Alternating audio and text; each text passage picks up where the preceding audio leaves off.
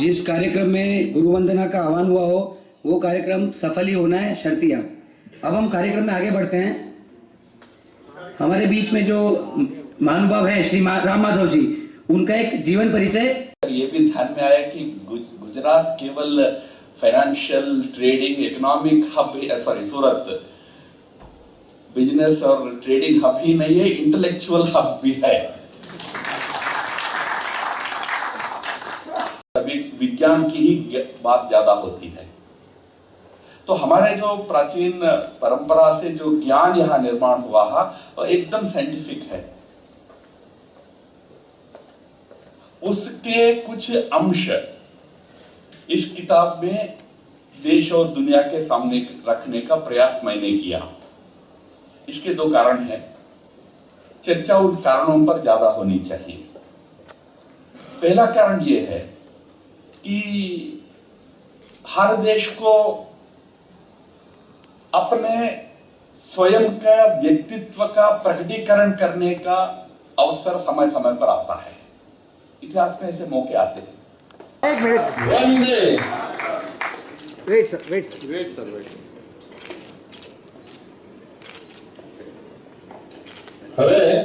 हिंदू की रक्षा ने धर्म की रक्षा, जो हम कहते हैं धर्म की रक्षा हो, इसके एक ही अर्थ है धर्मी की रक्षा हो। हमारे यहाँ धर्म ग्रंथों में, मठ मंदिरों में नहीं है, व्यक्ति में है। वो हिंदू जो जीवित है उसमें है। जब तक हिंदू समाज के दिल में वो भाव जागरण चलता रहेगा तब तक दुनिया में कोई भी ऐसी ताकत है उसको समाप्त कर सकता हो। हाँ, यानी हिंदू अपने आप को खत्म कर सकता है।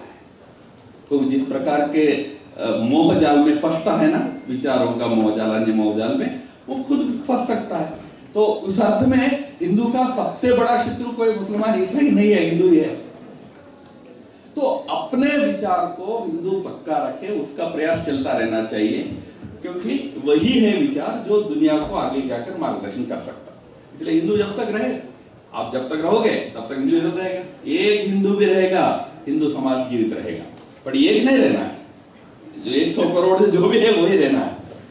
उसको उनको जीवित रखना है, उनको सुरक्षित रखना है, वो प्रयास चल रहा है। दिशा की टीम स्टेज पे आ जाए। दिशा फाउंडेशन के सदस्य स्टेज पे आ जाए सारे।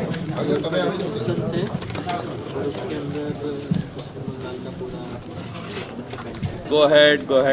सर, वर्तमान में जो क्या इस पर क्या कहेंगे, और इस तरह से हिंदुत्व की बात आपने की है, क्या आपकी प्रतिक्रिया है? कश्मीर में पिछले 3-4 सालों में परिस्थिति में काफ़ी अंतर आया है, काफ़ी परिवर्तन आया है, सुखद परिवर्तन आया है।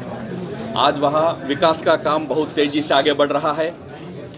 जो कश्मीरी पंडित वहाँ से विस्थापित हो गए थे आज से 30 साल पहले, उनको नौकरियां देके वापस लाने का भी प्रयास पिछले 3 साल में हो गया है। लगभग 3000 पंडितों का नौकरी देने का भी काम हुआ है और वहाँ सुरक्षा व्यवस्था को भी बहुत पक्का बनाने का विशेष कोशिश हुआ है।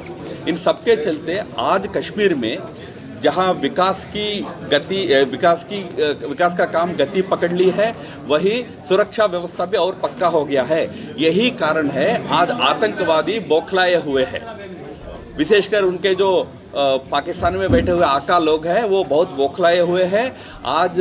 इसीलिए कुछ गलत लोगों को इधर उधर पकड़, कोई ड्रग एडिक्ट को, कोई रिफराफ को पकड़कर उनके हाथ में एक पिस्टल देकर जाके वो सड़क पे जो मासूम दिखता है उनको मारने का, इस प्रकार का एक टैक्टिक लेकर आतंक फैलाने का प्रयास कर रहे हैं। इसको कोई इंटेलिजेंस फेल हो गया सरकार में, ये सब सोचना नहीं है। उल्टा सरकार की सफलता से बौखलाए हुए आतंकी इस समय एक नए प्रकार से वहां भय का माहौल खड़ा करने का प्रयास कर रहे हैं। उसका विरोध होना चाहिए। मैं पूरा विश्वास करता हूं कि सुरक्षा व्यवस्था अब ये नए प्रकार की जो आतंक है उसको भी जल्दी ही समाप्त करेगा। और जो लोग इसमें जो जिनको कष्ट हुआ है उनके परिवारों के प्रति संवेदना रखना चाहिए। पर पूरा देश को उस जो परिवर्तन आ रहा है उसी को आगे बढ़ाने के लिए सरकार के साथ खड़ा होना चाहिए। सर मेरा एक सवाल है सर, ये जम्मू कश्मीर के जो पूर्व गवर्नर जो सत्यपाल मलिक है, उन्होंने आरोप लगाया था कि जब मैं गवर्नर था तब मुझे 300 करोड़ रुपए की लांच की ऑफर की गई थी। उसमें उन्होंने अंबानी परिवार से लेके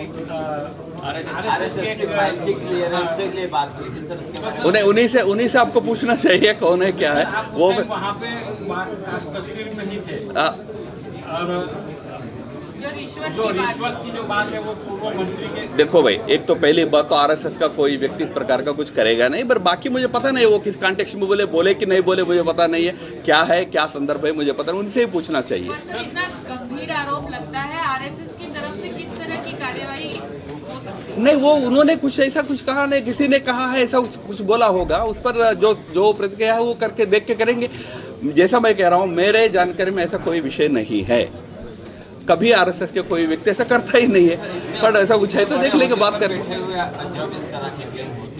देखो भाई, सत्यपाल मलिक जी कई चीजें कहते हैं। 2024 में हम चुनाव हार रहे हैं, उन्होंने घोषणा कर दिया है, और किसानों के साथ हम अन्याय कर रहे हैं, मोदी जी ये भी बोल दिया है। सब मानकर चलना है कि ये सब सच है, वो उनका कोई विचार हो सकता है, उसमें सच्चाई क्या है हमको पता नहीं है। सर आपने अभी जिस तरीके से अपने बातें रखी हैं उसमें आपने कहा है कि आजादी के समय संविधान बना, लेकिन मौजूदा परिस्थिति को ध्यान में रखकर उसमें कुछ बदलाव की जरूरत है, इस तरीके से आपने बात रखी। कौन से ऐसे मुद्दे हैं जिस पर बदलाव?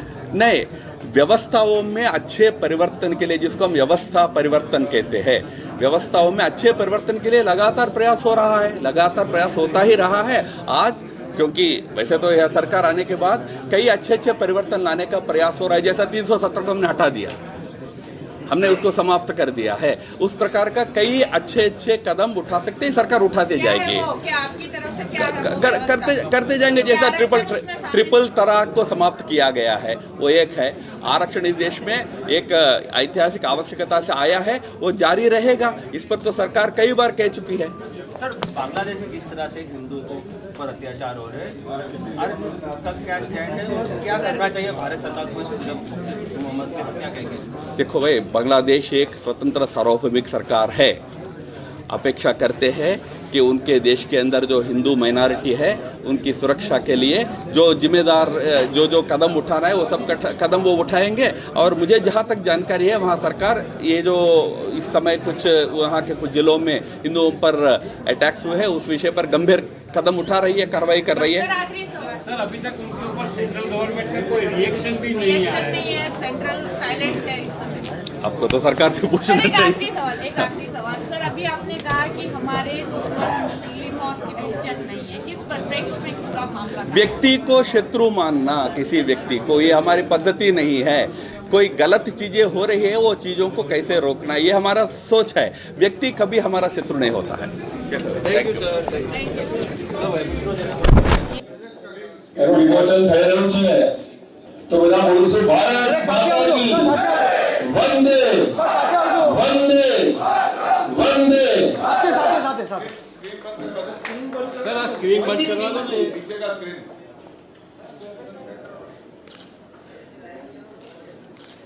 આ પુસ્તક બહાર પાસે ટેબલ ઉપર મૂકેલી છે। अधिक समय घर पे रहता है, घर में कुछ दे रहे हैं क्या? आवाज टाइम है क्या? पहले तो हम बोलते थे कितना चैनल आ गया, अब तो उसके ऊपर नेटफ्लिक्स आ गया, ओटीटी आ गया, तो टाइम ही नहीं है। हम कुछ नहीं करेंगे, एजुकेशन करना है सब कुछ, ऐसा भी नहीं होता है। हमको भी थोड़ा परिवार में कैसे दे सकते हैं कैसे हमारा मंदिर ठीक हो सकते हैं। तो हम रोज मंदिर जाते थे, स्कूल से आते आते मंदिर जाने का आकर्षण था कि बहुत अच्छा प्रसाद मिलता था, बट वो पुजारी तब तक प्रसाद नहीं देता था जब तक उनकी एक कहानी नहीं सुनते। वो भाषण देता था, कहानी नहीं, वो एक हमारे तेलुगु में एक सिस्टम होता है, बुर्रा कथा बोलते हैं, वो कथा बोलता था, सुनते थे, प्रसाद खा के घर जाते थे, उसमें बहुत संस्कार आ गया होते होते। आज मंदिरों में होता है क्या? तो आज हम बाकी सामाजिक व्यवस्थाओं को भी इस नैतिक मूल्य देने की दृष्टि से ठीक करना पड़ेगा। धन्यवाद। पीएचडी करना चाहता हूँ। बहुत अच्छा करिए।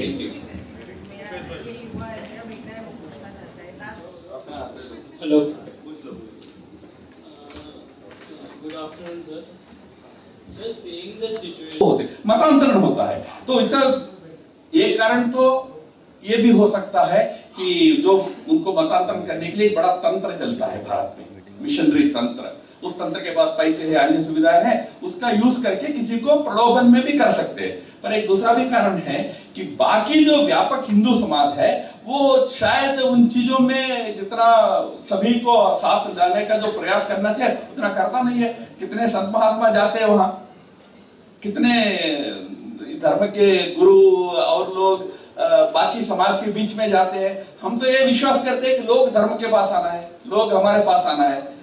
उस मजहब में पद्धति है कि मजहब लोगों के पास जाता है। क्या हम उससे सीख सकते हैं? क्या हमारे यहाँ भी हमारा पंथ संप्रदाय वहां तक जा सकता है क्या? तब इस चीज का हम वहां भी इलेक्शन आने वाला है अगले साल, तो सरकार को कमजोर कराने के लिए कुछ तत्व पॉलिटिकली भी ये करते हैं, माइनॉरिटीज को टारगेट करते हैं। बहुत ज्यादा यहाँ बैठ के बहुत उद्वेलित होने से कोई फायदा नहीं है। विश्वास रखो, उन चीजों में सरकार सही काम कर रही है। हमको क्या करना है सोचकर हम कदम उठाए तो इन चीजों का बहुत अच्छा समाधान